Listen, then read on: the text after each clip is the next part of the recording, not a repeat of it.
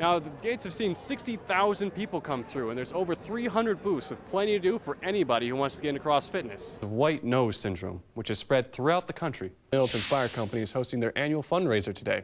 Police say it happened around 5:30 this morning at the 1000 block of West Badger Road. The driver of the vehicle lost control while trying to get away in I-3990 North.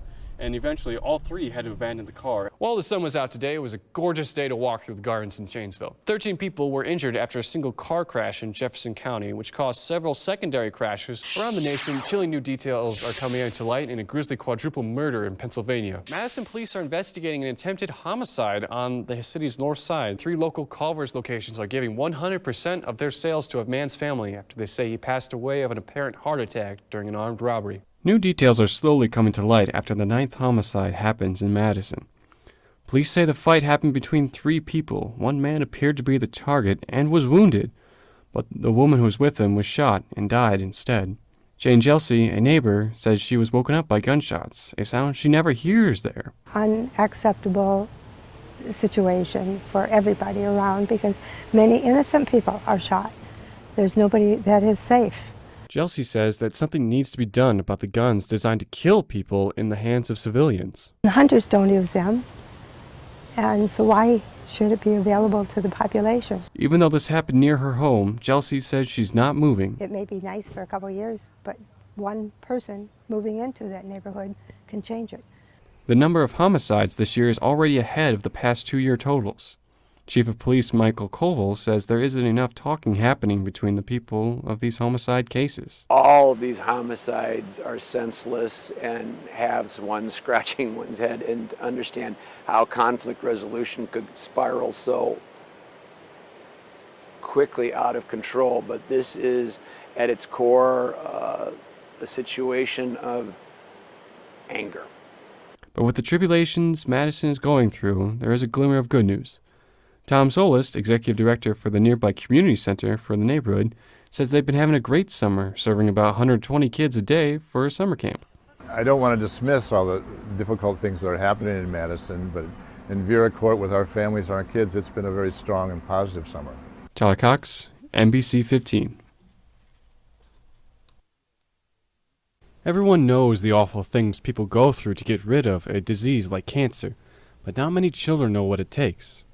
Thankfully, there's something in place to help children through immeasurably rough times at American Family Children's Hospital. This experience, which is not normal, which can be scary and new, and bring in play and help make that experience more normal. And play is something they're familiar with, so that we can relate to them at that level. They're one of the children's hospitals who have child life staff on each floor of the hospital, who help kids get through things like surgery, chronic or long-term diseases, for kids who have to spend the night, or even overnight staff for emergencies. Amanda Vermeulen, a child life specialist at the hospital, goes around helping kids keep their mind off things that can be scary in a unique way, too.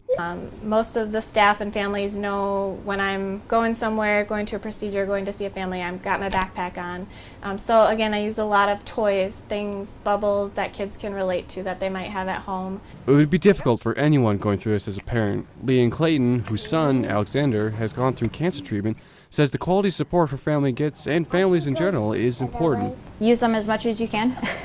They are great people. They're there for a reason. They are very talented people. Like I said, Amanda's been one of our main ones that we've had, and there's been new ones that come on, and she's trained them and stuff, and they've worked with him as well, and it's an amazing thing. Tyler Cox, NBC 15. A wedding in the home that suffered fire from a drive-by shooting. Yet the owner specifically decided she would get married here even after nearly dying. Sheila Tucker, the bride for today's wedding and the owner of the home, was on the phone with her fiancé when something popped in her pillow.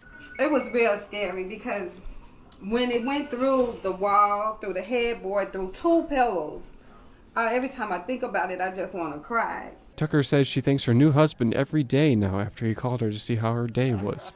If he hadn't, she may have never moved her head from the pillow.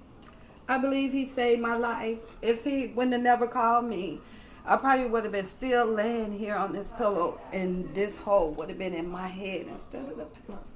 Tucker says she was not the target of the drive-by shooting, and she runs a daycare out of her home, and she says it's not going to change the way she does things. Whoever did this is not going to run me away. I'm staying right here. I'm going to continue to do my business.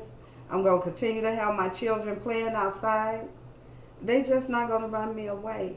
I've been in Madison on this block for years. Tyler Cox, NBC 15. The UW Discovery Center celebrates science with a free day filled with events, and today's theme was the solar eclipse. On a sunny day like this, it's hard to not want to get out of the house and go fishing. But for some people with developmental disabilities, it's quite the chore.